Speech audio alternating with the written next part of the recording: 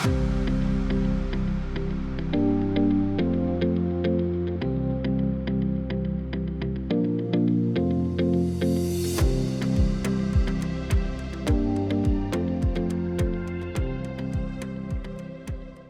to Day 95 on the Trail. We have 5 readings for today from Colossians chapter 4 verses 2 through 18, Numbers chapter 3 verses 1 through 13, the 91st Psalm, Proverbs 25 verse 1 through 26 verse 28, and Judith chapter 2 verses 1 through 13. In Psalm 91, we have a conversation. This psalm moves from a confession of our trust in God to God's personal assurance of that trust that we have in Him. In verses 1 and 2, we begin with a declaration of the psalmist's trust in God. He writes, "Anyone dwelling in the hiding place of the Most High lodges by night in the shadow of the Almighty. I will say to the Lord, my refuge and my stronghold, my God in whom I trust." We spend a lot of time and resources on security. We pay for insurance. We diversify our accounts. We assess risk. Now, we must admit that it is a dangerous world out there, and we often work hard to create security in the midst of this chaos. However, in an uncertain world, where do we find a place where we are protected? Where can we find a place where we are sustained and cared for? We want a place.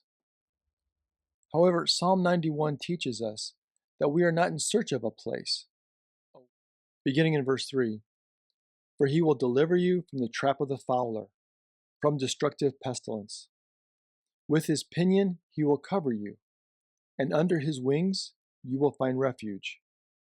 Shield and buckler are his faithfulness. You shall not fear a terror in the night, or an arrow that flies by day, from the pestilence that walks in the darkness, from the destruction that rages at noon. 1,000 may fall at your side, 10,000 at your right hand, yet it will not come near you.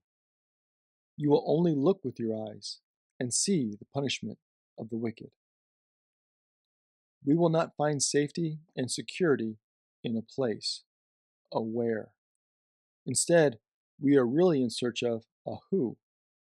Our only true stronghold is wherever and whenever God is. As we journey forward, the psalm gets more personal. The author moves from speaking about God to speaking to God directly. In verse 9, "For you, O Lord, are my refuge. You, O Most High, have set up your dwelling. No evil will come to you, and no disaster will come near your tent." The psalmist turns from talking about God's protection as a concept or a theological statement to calling out to God with thanksgiving, faith, and trust. Then, after proclaiming God's sure stronghold, the psalmist turns back to the world, but now through the eyes of faith and courage. Verse 11, "Thus he will command his angels concerning you, to guard you in all your ways. On their palms they will carry you, lest you strike your foot against a stone. On lion and viper you will tread. You will trample young lion and serpent."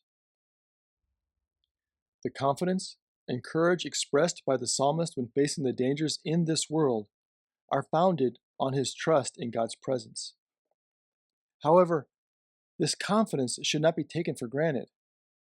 Now, this passage from Psalm 91 may seem familiar. In Matthew 4, and its parallel from Luke, Satan quotes verses 11 and 12 when tempting Jesus in the wilderness. If you recall from our discussion in Luke 4, Satan challenged Jesus to jump from the temple wing in order to test God's protection and response to self-imposed danger. However, Satan is not only tempting Jesus, he is also asking Jesus to test God. Jesus' response to this temptation, taken from Deuteronomy chapter 6, verse 16, reminds us that attempts to manipulate God is a sinister form of idolatry. We trust God. We are not in our arrogance to test God. We trust in God because God has acted on our behalf, not to make God act on our behalf. Finally, in verses 14 through 16, God speaks. Because he has bound himself to me, I will deliver him. I will raise him high, for he knows my name. He will call on me, and I will answer him. I will be with him in distress.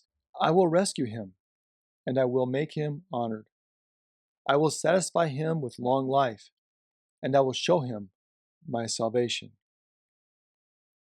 Here we find 7 powerful statements from God to those who bind themselves to God, who trust God as their stronghold.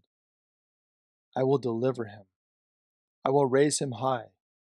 I will answer him. I will rescue him. I will make him honored. I will satisfy him with long life. I will show him my salvation. This does not mean that we will never face times of suffering. But God is the stronghold we can depend upon in the midst of our darkest days. We are secure not because of where we are going, but because of who is already here. And we know this because he promised to be with us today. Today, we hear Paul's final words to the church at Colossae. From Colossians chapter 4, verses 5 and 6, Paul writes, "Conduct yourselves wisely toward outsiders, making the most of the time. Let your speech always be gracious, seasoned with salt, so that you may know how you ought to answer everyone." Here, Paul offers a few important pieces of advice. First, we should interact with those outside of the Christian faith with wisdom. As we have been discussing in our study of Proverbs, the wisdom of Solomon, and Sirach, wisdom begins and ends with God. God alone is the source of wisdom. Therefore, it is God's wisdom which drives and informs our conduct to the world around us. Outsiders will have a critical eye on the followers of Jesus to see whether or not our conduct is authentic. Therefore, thoughtfulness and wisdom must guide our attitude and our actions. Second, Paul encourages us to make the most of the time. Our time is one of our most valuable, if not our most valuable, asset. And time is something that we all must share. Each of us inhabits our own space. As individuals, we can make claims on our space, even the space we occupy with our bodies. But time is something we all are required to share with everyone around us. Yet our time is a limited resource, at least on this side of eternity.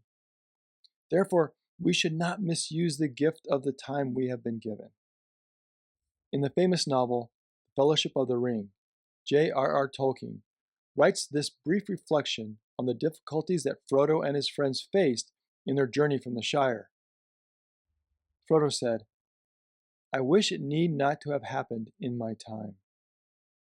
"So do I," said Gandalf, "and so do all who live to see such times. But that is not for them to decide. All we have to decide is what to do with the time that is given to us. May we decide to use our time well, beginning today." And thank you for joining us today. Until next time, stay on the trail.